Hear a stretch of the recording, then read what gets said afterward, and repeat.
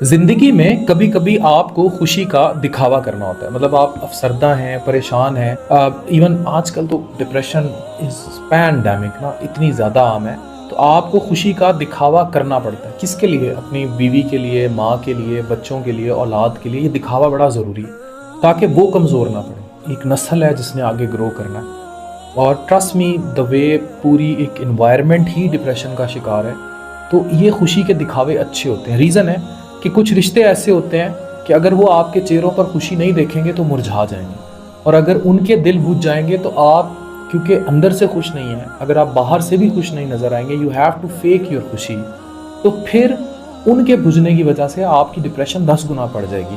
تو کبھی کبھی کچھ رشتے اگر آپ نبھا نہیں پا رہے، آپ اپنے آپ کو سمجھا نہیں پا رہے، تب بھی خوشی کا دکھاوا کیجیے۔